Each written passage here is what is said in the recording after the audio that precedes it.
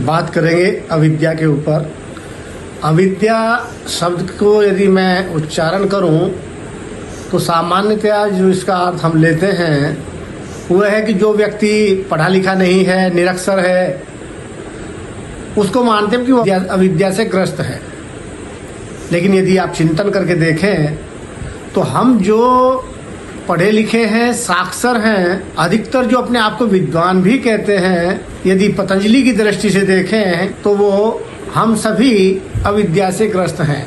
पतंजलि अविद्या की परिभाषा में कहते हैं अनित्य असुचि दुख अनात्मसु नित्य सुचि सुखात्म ख्यातिर अविद्या। जो अनित्य में नित्य की भावना करता है, जो अपवित्र में पवित्र की भावना करता है, और जो दुख में सुख का भाव रखता है और अनात्म चीजों में जो जड़ चीजें हैं उनमें आत्म भाव रखता है, वो अविद्या से ग्रस्त है।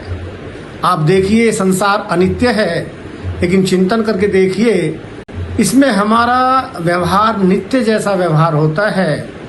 ये निरंतर बहता रहता है, एक जगह नहीं ठहरता है। संस्कृति अर्थात जो बहता रहता है उसी को संसार कहते हैं, लेकिन हम सदैव यहाँ स्थिरता चाहते हैं। बाल ऐसे ही काले बने रहें, पद ऐसे ही मेरे सदा मेरे पास बना रहे, शक्तियाँ सदा मेरे पास बनी रहें, धन हमेशा मेरे साथ बना रहे, ये सारा हमारा व्यवहार हमें अविद्या से ग्रसित दिखाई देता है। इसी प्रकार जो अपवित्र है उसमें हम पवित्र की भावना करते हैं। यदि चिंतन करके देखें तो इस संसार में कुछ भी पवित्र नहीं है, लेकिन हम निरंतर अपने आप को विशेषकर पवित्र मानकर व्यवहार करते रहते हैं, जो अविद्या का लक्षण है। इसी प्रकार यदि देखें संसार का प्रत्येक पदार्थ आपको कहीं न कहीं किसी न किसी रूप में दुख दे रहा होता है।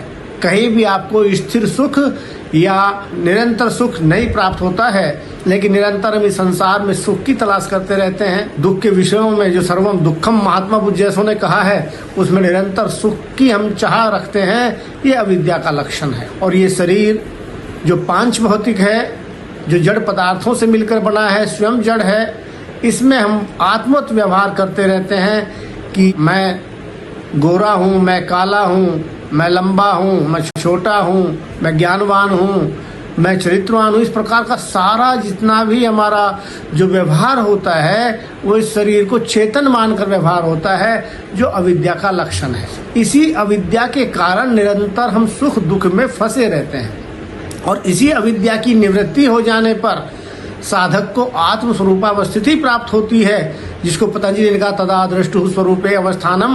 वो सब संसार के दुखों से मुक्त होकर अपने स्वरूप में जो विशुद्ध स्वरूप है उसमें स्थित हो जाता है। ये अविद्या का जो निवृत्ति है वो अत्यंत आवश्यक है, उसके बिना आत्म जो आप कहते हैं योग सिद्धि संभव नहीं है। इन्हीं शब्दों के साथ मैं अपनी वाणी को विराम देता हूँ। ओम शांति।